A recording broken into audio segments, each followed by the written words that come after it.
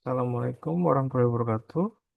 Perkenalkan nama saya Dodi Setianto dari kelas IF701 Informatika PJJ Indonesia.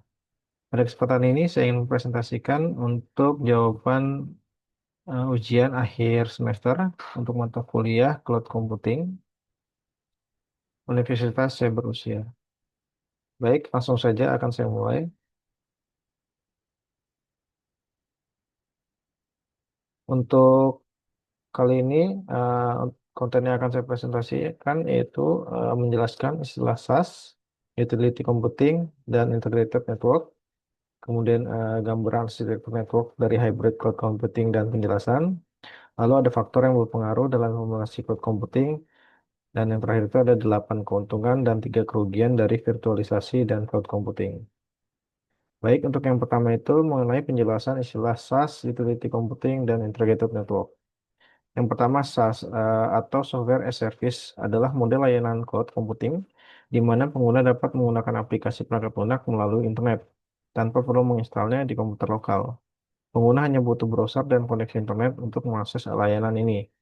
Contoh SaaS yaitu ada seperti Gmail, Microsoft 365, dan Google Docs. Lalu yang kedua itu ada utility computing, adalah model penyedia layanan komputasi di mana penyedia layanan menyediakan sumber daya komputasi dan manajemen infrastruktur kepada pelanggan sesuai kebutuhan dan pelanggan dikenakan biaya berdasarkan jumlah atau penggunaan sumber daya tersebut, bukan tarif tetap. Model ini sering disebut dengan sistem pay per use atau layanan berlangganan. Menurut pemakaian, mirip seperti layanan utilitas lainnya seperti listrik atau air. Dalam utility computing, sumber daya seperti penyimpanan, daya pemrosesan, aplikasi, dan layanan lainnya dapat diakses dan digunakan secara fleksibel sesuai kebutuhan pengguna dengan biaya disesuaikan dengan konsumsi aktual. Contohnya itu seperti layanan AWS EC2, Google Cloud Compute Engine. Lalu yang ketiga itu ada network integration. Dalam konteks cloud computing adalah proses menggabungkan dan mengelola sumber daya jaringan dan komputasi cloud secara terpadu untuk menciptakan infrastruktur yang lebih efisien, fleksibel, dan mudah diatur. Ini melibatkan penyatuan layanan jaringan dengan fasilitas komputasi cloud baik di pusat data sentral maupun di edge atau tepi jaringan melalui koneksi yang handal dan aman, sehingga memungkinkan orkestrasi sumber daya yang terpadu dan transmisi daya komputasi secara cepat dan aman di seluruh jaringan. Lalu berikutnya ada gambaran arsitektur dari hybrid cloud computing. Arsitektur network dari hybrid cloud computing adalah gabungan infrastruktur jaringan yang mengintegrasikan konektivitas antara beberapa lingkungan komputasi, khususnya antara cloud public, cloud private, atau on-premise, dan edge computing. Arsitektur ini memungkinkan organisasi untuk memanfaatkan keunggulan berbagai jenis cloud sambil menjaga fleksibilitas, keamanan, dan kontrol terhadap data dan aplikasi yang berjalan di berbagai lokasi. Berikut contoh gambaran untuk arsitektur network dari hybrid cloud computing. Di sini ada user facility atau di sini ya, kemudian ada corporate VPN yang terhubung ke data center dan data center interconnect yang dapat mengakses ke public cloud. Kemudian di sini penjelasannya untuk user facilities atau fasilitas pengguna merupakan tempat pengguna berada, misalnya di kantor, pabrik, cabang perusahaan yang terhubung ke jaringan internal perusahaan. Pengguna mengakses sumber daya cloud dan data center melalui koneksi internal perusahaan. Lalu ada corporate VPN. Di sini VPN perusahaan menjadi penghubung aman antara user facility dengan data center atau cloud. VPN melindungi data yang berjalan pada jaringan publik sehingga menjaga privasi dan keamanan. Lalu ada data center dan data center interconnect. Di sini data center lokal atau on-premise merupakan pusat operasi utama untuk aplikasi dan data yang membutuhkan kontrol langsung atau keamanan tinggi. Terdapat interkoneksi antara data center serta konektivitas langsung ke cloud public agar aplikasi dan data bisa berpindah secara fleksibel. Lalu ada public cloud. Di sini merupakan jaringan yang terhubung ke satu atau lebih layanan public cloud, misalnya AWS, Azure, Google Cloud. Cloud public digunakan untuk workload yang memerlukan stabilitas tinggi, elastisitas, atau cutting edge service seperti AI, storage pusat, dan CDN. Lalu ada interkoneksi jaringan, di mana setiap komponen saling terhubung melalui jalur aman.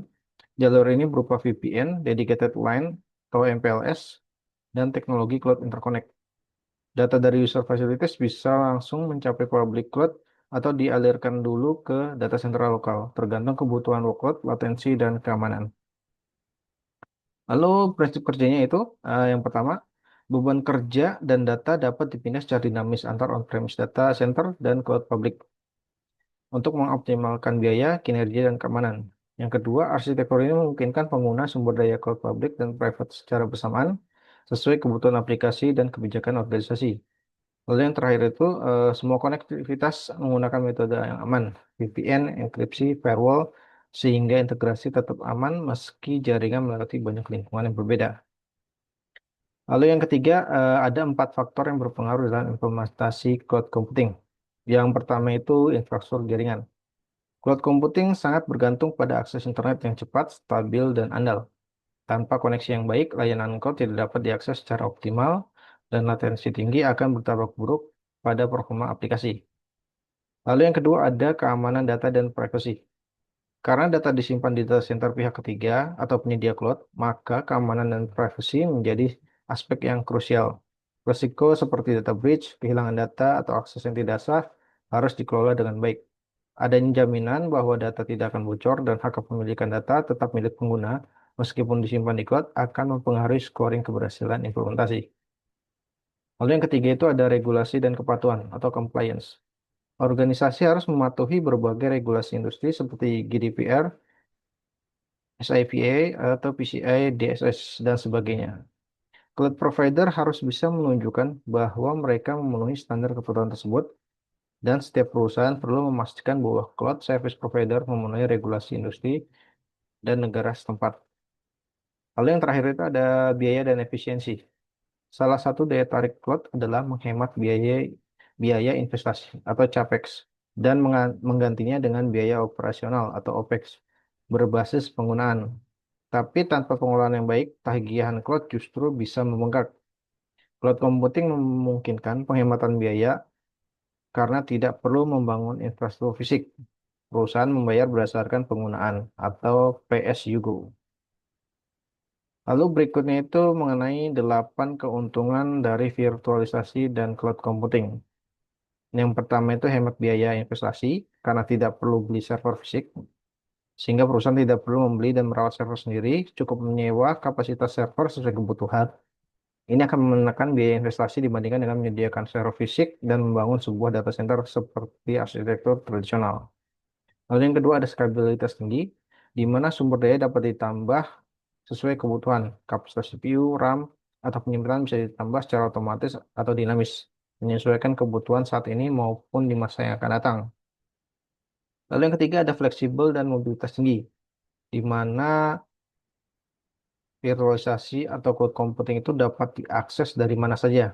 Layanan cloud dapat diakses melalui internet kapan saja, dari perangkat apa saja, maupun tanpa mengorbankan tingkat keamanan aksesibilitas. Lalu yang keempat itu ada pengelolaan terpusat, di mana lebih mudah dalam administrasi. Sumber Semua sumber daya cloud dikelola dari satu dashboard yang akan membuat administrasi dan monitoring menjadi lebih mudah dan terpusat. Lalu yang kelima itu ada ketersediaan tinggi atau availability. Sistem dapat dirancang dengan failover, di mana sistem dapat dijalankan di beberapa lokasi atau availability zone sehingga tetap berjalan meskipun satu lokasi gagal. Ini dapat mencegah adanya downtime pada aplikasi kritikal yang mungkin diakses oleh banyak user dalam satu waktu. Lalu yang keenam, di sini efisiensi penggunaan resource. Pemanfaatan server lebih optimal, di mana virtualisasi memungkinkan banyak VM berjalan di satu server dengan efisien. Lalu yang ketujuh ada backup dan recovery yang lebih baik, di mana sistem cloud itu memiliki fitur backup otomatis. Cloud memiliki layanan backup otomatis dan cepat di-restore jika terjadi kegagalan sistem. Meskipun failover sudah ditetapkan, namun untuk menjaga stabilitas sistem yang dimiliki, cloud memiliki sistem backup dan restore guna meningkatkan kebutuhan sistem yang lebih optimal. Lalu yang terakhir itu ada Green IT. Nah, di sini mengurangi konsumsi energi karena virtualisasi server. Data center cloud menggunakan server yang lebih efisien energi dan berbagi beban kerja secara optimal dibandingkan dengan server fisik yang membutuhkan sumber daya yang pastinya lebih besar. Lalu berikutnya ini ada tiga kerugian dari virtualisasi dan cloud computing. Yang pertama adalah ketergantungan pada koneksi internet. Tanpa koneksi internet, layanan cloud tidak dapat diakses. Layanan cloud seperti AWS bersifat online base, artinya semua layanan, baik secara virtual, database, penyimpanan, hingga tools manajemen hanya bisa diakses melalui koneksi internet. Jika koneksi internet mati atau tidak stabil, maka akses terhadap layanan cloud akan terganggu, bahkan terputus total. Lalu yang berikutnya itu terkait solusi mitigasinya. AWS sendiri memiliki AWS Direct Connect, di mana dia menyediakan koneksi jaringan dedicated dari lokasi on-premise, baik kantor ataupun data center, langsung ke AWS tanpa melewati internet publik. Ini lebih stabil dan latensi yang rendah. Kemudian ada multi ISP atau file over link, digunakan lebih dari satu provider internet agar ada jalur cadangan. Oke, di sini bisa menerapkan dua ISP yang berbeda agar jika satu ISP mati maka ada ISP yang lainnya. Lalu yang ketiga itu ada local caching atau edge processing.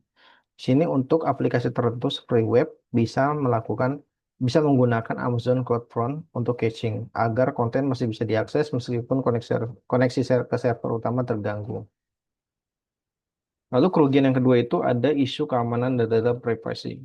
Data disimpan di server pihak ketiga, berpotensi bocor jika tidak dienkripsi atau salah konfigurasi. Data di cloud disimpan di data center milik penyedia layanan. Artinya, pengguna mempercayakan keamanan dan kerahasiaan datanya kepada pihak ketiga. Risiko seperti konfigurasi keliru, data breach, dan akses tidak sah masih menjadi perhatian utama. Lalu untuk solusinya sendiri adalah yang pertama itu AWS IAM atau Identity and Access Management. Di sini berfungsi untuk membatasi siapa saja yang bisa mengakses layanan dan data. Lalu ada AWS KMS atau Key Management Service. Di sini berfungsi untuk menyediakan enkripsi data menggunakan kunci yang dikelola dengan aman. Lalu berikutnya ada Amazon Mesh. Digunakan untuk mendeteksi dan melaporkan data sensitif seperti nomor KTP, kartu kredit, dan sebagainya. Berikutnya ada AWS Config. Nah, berfungsi memantau dan mencatat perubahan konfigurasi agar kesalahan dapat cepat terdeteksi. Lalu yang terakhir ada S3 Block Public Access. Sini berfungsi untuk menjaga pengaturan bucket yang membahayakan. Lalu kerugian yang ketiga yaitu adalah kurangnya kontrol langsung terhadap sistem fisik. Pengguna tidak bisa mengakses langsung hardware di balik cloud. Nah, semua infrastruktur cloud dikelola oleh penyedia cloud. Pengguna hanya bisa memiliki akses ke lapisan virtualisasi.